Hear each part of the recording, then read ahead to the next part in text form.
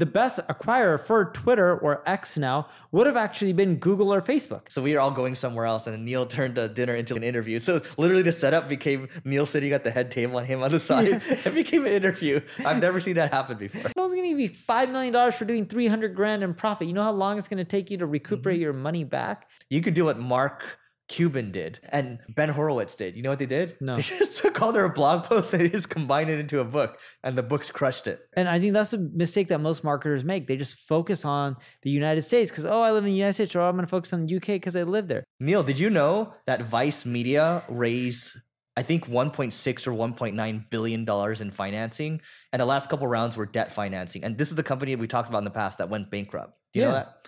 And this is why this like the headline came again, but I didn't know that they raised close to $2 billion. You know, they raised a lot of money from Disney, right? Yeah. And then they started taking on private equity money and offered crazy deals after that, right? Yeah. And who controlled their distribution? Disney. There you go. Yeah.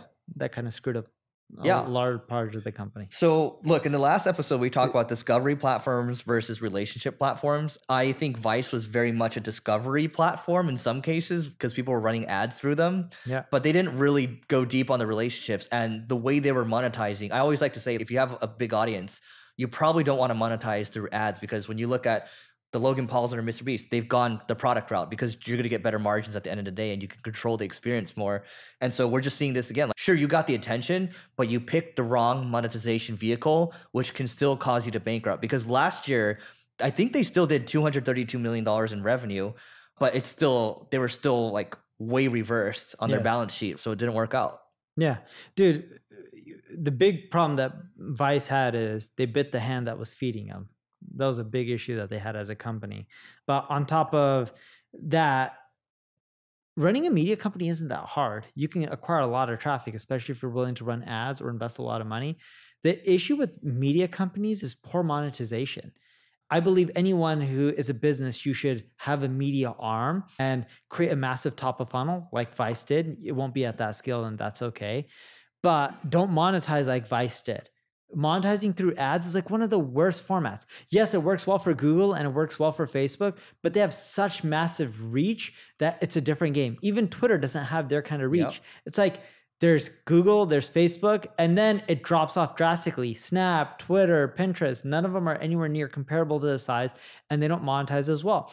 The best acquirer for Twitter or X now would have actually been Google or Facebook, because they would have been able to monetize it much better due to their platform and ecosystem. But you want to know why they don't do that? Because they would have had antitrust and monopoly issues, so they can't buy these companies.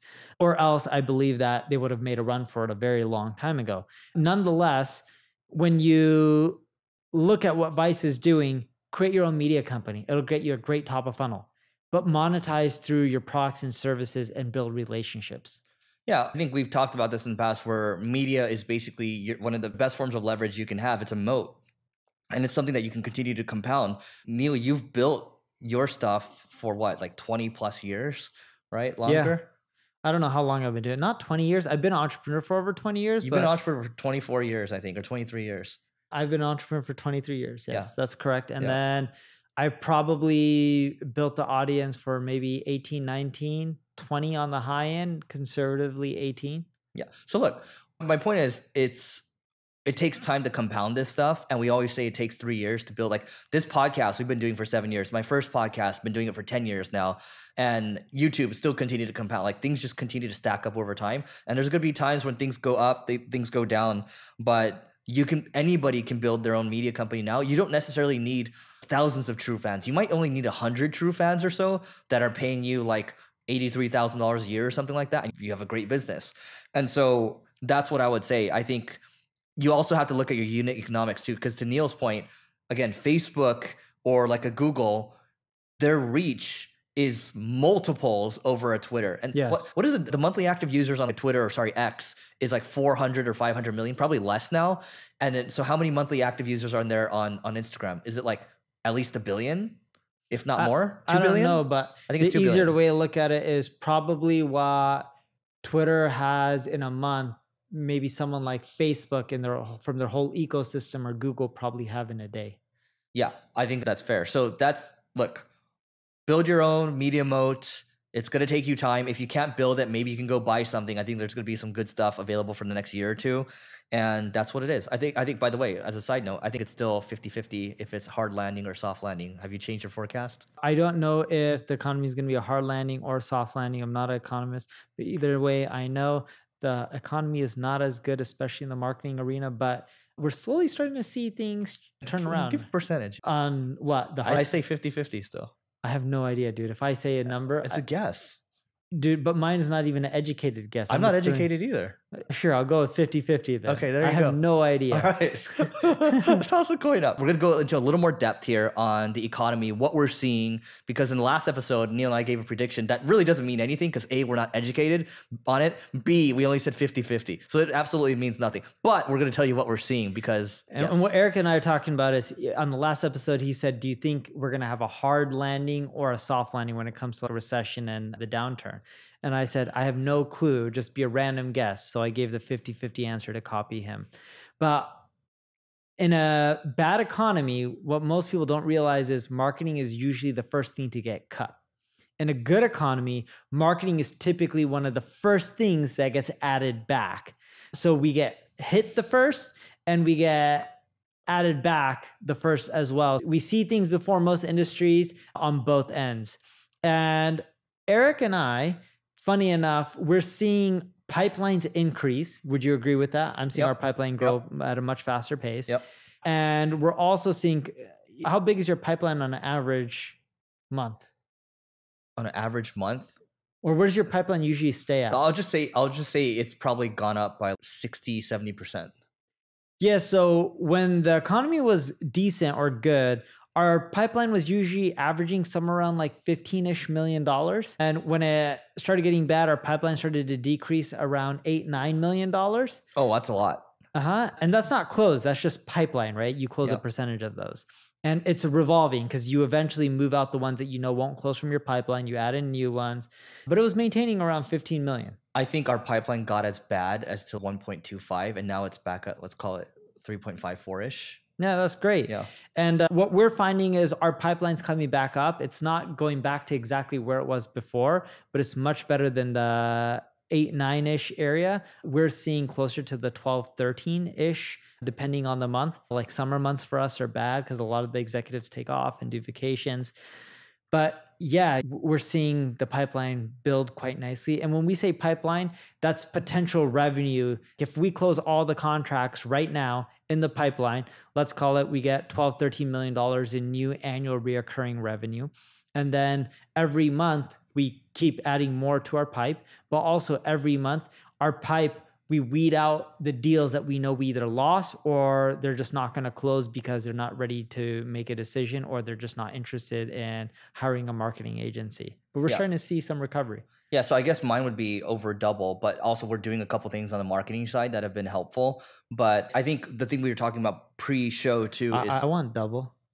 No, your numbers are bigger too. That's not fair. So what we were talking about before, we're seeing sales cycles still continue to be tough. I don't care if you're in SaaS or services, it's still tough.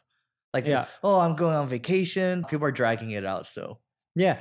What's also funny for us is depending on the country and the region, the sales pipeline hasn't got hit as hard. For example, the sales pipeline numbers that I gave you, in which we were at 15 before, and it dropped down to call it around 8, 9, somewhere around there during the bad times, but it's gone up. That's United States, and that's United States enterprise. In places like India, it's been booming. Our pipe is still in the 7 figures. I don't know the exact number, but I know it's more than $1 million or $2 million. India is one of our fastest growing regions. Brazil is booming for us. Our pipe there is over $1 million on a just continual basis. Australia has been booming for us. Canada, we think the market's gone hit hard. UK, we think the market's gone hit hard. But in some regions, our pipe has gone down more than half. In some countries, it stayed almost consistent. And some regions, we've actually even seen growth. But the United States is one of the regions that did get hit hard. Yeah, so that's what we're seeing, right? Obviously, there's other stuff that we read. I don't know if I always look at the railroad data, right? It still looks it's the worst in the last 4 years or so. So the railroad data basically just means how much kind of stuff that you're seeing move through these railroad tracks. But then look at American Express, Amex, Visa, and Through the MasterCard's roof. numbers. Yes. But it also could be people aren't paying them off as quickly, That's which I true don't too. know. And they make a killing from that. Yeah. And so there's actually a really good blog that I read called Bowtied Bull. And it talks about short term, you're seeing real estate, short term, I think you'd see real estate get crushed. And then long term, the services economy, which is like the stuff, the economy that you and I are in, Yeah. that is actually the last to go. And so we'll tell you when we see that. Hopefully we don't see that, but we're at the end of it. So hopefully things start recovering. Time will tell. all right, so we're going to talk about advanced SEO tactics for 2023 and beyond. So this is fresh because we did a webinar this morning. You're going to be doing a webinar in 2 weeks, but we talked a lot about advanced SEO tactics with Brian Dean. So I can kick it off or you can kick it off. Go for it. What did you guys talk about? So we talked about, at a high level, we talk about making a lot of templated pages. And so for his site, Exploding Topics, he has a lot of like fastest startups right now, exploding startups right now. And he actually started to make like different, so he made those templates, those drive a lot of traffic. He says 200,000 visits a month or so, which is pretty decent. But then I talked about more so creating templates, and I'll explain what that means in a second. But if you're Salesforce, you want to have Salesforce alternatives. You want to have, if you're a competitor to Salesforce alternatives, or Salesforce versus HubSpot as an example. And so what I'm basically saying is you want to have middle of the funnel to bottom of the funnel keywords that you're aiming for that have high intent. And then you're creating a lot of templates. And this is the whole concept of programmatic SEO that we talked about, which is not new at all. I want to emphasize that's not new, but it is now workable because you can use OpenAI's API. And now with the ChatGPT-4 API, which costs like 10 times more or something like that per API call, you can now do this at a very high quality. One thing that we do that we think is really advanced and a lot of companies don't do it. Most websites that we deal with have a ton of content. If you look at Wikipedia, the reason they do so well and they rank for almost everything is their content's always up to date. It's a factor that a lot of people take for granted when it comes to SEO.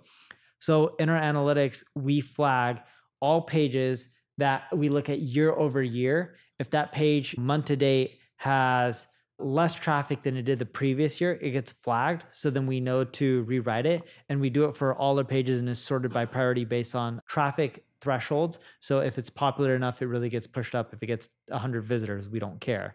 And then we also at the same time look month over month because not all pages are a year old. And if it is growing on a monthly basis as well, doesn't get flagged. If it starts decreasing on a monthly basis, so we're looking at both year over year, and then we're also looking at this month versus the previous month. And if it's decreasing on either of those two metrics, it gets flagged. So that way we know to update the content, assuming that it's at least 3 months old, like the content is. And we go in there, refresh it, update it, look at who's ranking for all the terms that we started decreasing visits and clicks from. And we go and update our content, make sure it's better. How much are you paying per update, per refresh? Not much. I don't know the exact cost, but it's done internally. Let's say you think it's like $100, 200? Less than $200 for sure. Less than 100. Now, here's a question for you. Because remember, it's an update. It's not writing a whole article from scratch. Would you pay 10% of that, $20, to have that process completely automated? It is pretty automated, including using ChatGPT. So we still have a human review it just to make sure it's better. And what if it was just like, I'm just like spitballing here, it was the human can be the final check, but it gets you like there's no need to scan any other data analytics or whatever. It just does it. Because this to me it just seems like if this then that like type of thing. Yeah, totally. So we would pay for assuming the quality with AI is perfect. What we found is when we use AI for this process, it's not exactly what we're looking for. You need a human in the loop for sure. Yeah. So what I'm basically saying, anybody that wants to go build this, maybe go build it and we'll test it. Okay. I'm just saying this is a thing that will be automated, but it's just a matter of like when someone's going to do it. Yeah. What else is there? We are, with this podcast, we're doing AI enhanced content, right? So there's a human in the loop for it. And sure, like it's decreased our time it takes to produce an article by 50 to 70%, which is decent, but I still think we can be a lot more efficient in general. And I think this whole process will be automated too, because there's so much, like we're talking about trending stuff a lot of the times and we're sharing stories. And what's to say this can't come out a lot faster? So today I asked our managing editor, I was like, how long is it taking to get from us doing a podcast to the blog actually appearing? And I still think it's too slow. And so this will all be a lot more efficient, but that's just another thing. Yeah, another thing that we're doing is because we have Ubersuggest and Answer the Public, we're scraping so much data on the web, like literally hundreds and hundreds of millions of pages that rank really well on Google each and every single month. And in some cases, it's billions because some of the pages don't get updated, so you don't have to scrape them each and every single month. But what we're looking at is what websites are ranking for which term, what's the title tag that they're using, what's displayed on Google in multiple different countries, and did anything change like crazy, like their backlinks or their content? Did they update their content to cause their rankings to drastically go up or down? And what we're looking for is websites that are moving up based on title tag changes, but not really any changes in their backlink count or content changes, to give us better understandings for different industries on what title tags and words in there cause the most click-through rates. Because there's a lot of guides out there for things like, oh, if you do how-tos or lists, you get more clicks. But for every industry and term, it's different. But this is giving us a lot of insights on how to craft the best meta tags to get the most click-through rates when people search. Yep. Today, so we've done this for the last couple of years. You guys have seen us do this, but the whole concept of buying websites is still very much an advanced SEO tactic. And so you go look for a website using Ubersuggest, or you can use like a Ahrefs. Go look for a website that is in your space. Maybe they're monetizing through ads, and you're probably going to be able to arbitrage that because they aren't monetizing. Just buy them for a good deal. And then you are going to be able to take that traffic and you can redirect it if you want. Or you can even go to a website. This is a more advanced one. I haven't personally done this. I don't know if you have, but going to a website and buying it for its content. And I would typically just want to buy it for its domain authority. I wouldn't really care for the content because it's even more commoditized now. So, dude, and there's also a lot of businesses out there that are for sale, not just from a traffic perspective, but revenue perspective. And some of them are desperate. I was talking to one person whose agency is in a specific region. I don't want to name the region, but it's in a specific country, not the United States. They do around $2.5–3 million USD a year in revenue. It's declined a little bit. It's starting to become flat now. No profit, a little bit more than 7 figures in debt, so low millions. And they're just like, hey, we'll just give it to someone if they're willing to take it over. And we're trying to work out a deal where we don't want to take over their debt, but we'll take over the business. And if we do really well, then we'll pay them some money. And there's a lot of businesses like that are struggling. If we can clean them up, if you operate them at 20%, you buy 10 of them. 10 of them is $30 million in revenue, 20% margin, $6 million in EBITDA. It's not bad. It's just questions how you do it at scale and how you do it with bigger ones. But there's a lot of those opportunities, and it's not as easy as just buying and cleaning them up. There's always skeletons in the closet. So the question is, which ones do you really want to deal with? oh, tell me about it. But anyway, the terms matter a lot too. To Neil's point too, like how you structured a deal. So just because they do 3 million doesn't mean you need to pay them like 1x on revenue, 3 million. And in fact, they're not even worth that. They're actually backwards because there's 0 profit and there's $1 million in debt. Dude, the other day I was looking at Acquire last night. I saw this agency. Acquire.com. Acquire, yeah. And there's this agency that said they were in Thailand. They do 3 million in revenue, USD, 3 million in profit, and they want $5 million. I'm like, no one's gonna give you $5 million for doing 300 grand in profit. You know how long it's gonna take you to recuperate your money back? So some of these deals are just crazy and people don't have their heads screwed on straight. But if they actually were an agency with 3 million in revenue and they had enterprise brands, like it would be a good fit. We would have, and it was at a reasonable price, we would have bought it because it would have gave us a new country to go after. Yep. So anyway, look, if you want to go learn about the M&A stuff, go read a book called Buy, Then Build. And there's another one called Buying a Small Business. That's a good place to start. The books will only get you so far though. You have to jump in the trenches yourself. If you are going to go buy something, I recommend you do one deal at a time and do a lot of due diligence. So how many deals have you done at a time? The biggest ones recently was the 2 agencies at the same time. Yeah. It's tough to integrate. So whenever you buy a business, it requires manpower, fixing, adjusting, integrating, unless you're buying them as standalone businesses and they already have management teams and you don't need to do anything, but that's rarely the case. Today, we're going to be talking about generating revenue from multiple countries. So in marketing, most people usually focus on the region where they live. We live in the United States. Single Rain mainly does work with US-based companies. But Eric, you get traffic from all over the world, right? Correct. What percentage of your traffic do you think is United States? 65%. All right. Do you have clients from other parts of the world? We do. What other parts of the world? I think Australia, Spain, to name a few, and other regions. Yeah. So the point I'm trying to get at is An easy way to expand your marketing that I think most people mess up on is they only focus on their region. And you've been expanding and trying to generate revenue from outside of the United States for a bit, whether it's ebooks, courses, events, agency services work. And we do the same thing too. So this economy is bad. Our US agency got hit the hardest. It was also the largest, but we've been making up a lot of the differences by expanding overseas. And we're in 17 countries, I think, right now. So if you're to blend, so United States versus your blended international, what do you think would be the delta? International is growing 60+% year to date. And then US is down. US is flat. Okay, it's flat. Okay, that's a big difference. Flat. Maybe some months it could be down. Some months we do really well and it's back up, but it's close enough to flat. Got it. You get what I mean? The delta isn't that much. It's not up much. It's not down much. It's pretty much flat. Every month or quarter changes because international is compounding really fast. Got it.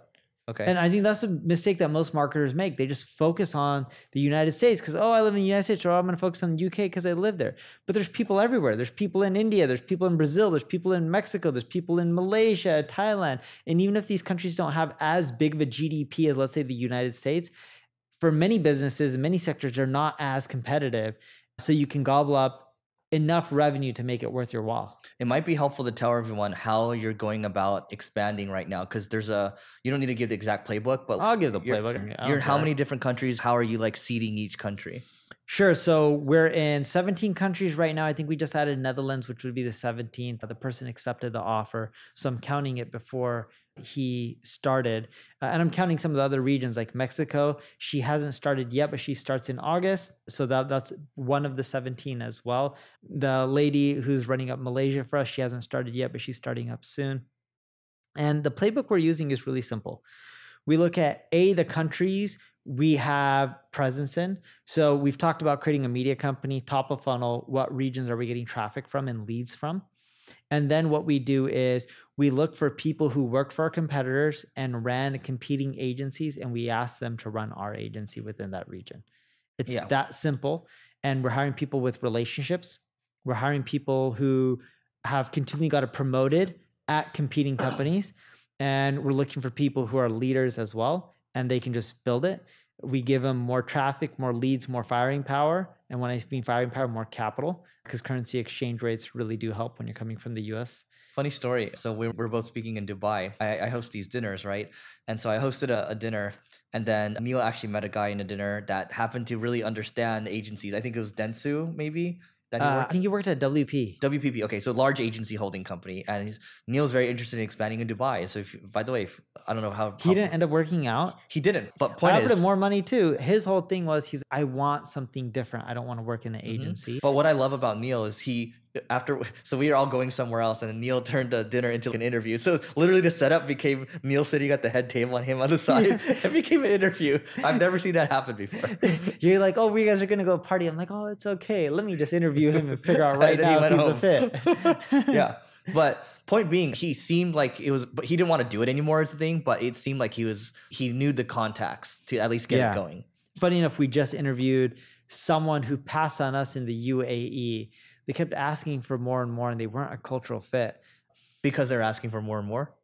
They kept asking for more and more base compensation, and they're talking about how they can bring $2 million in revenue. Oh, the incentive's not aligned. And the incentive's not aligned. And they're like, I'm really confident I can bring $2 million. And I'm like, cool, I'll give you some commission on that. Yeah. And we brought up the base and the total comp to be more than what they were making. They're like, I'm really confident I'll close $2 million. They're like, no issues.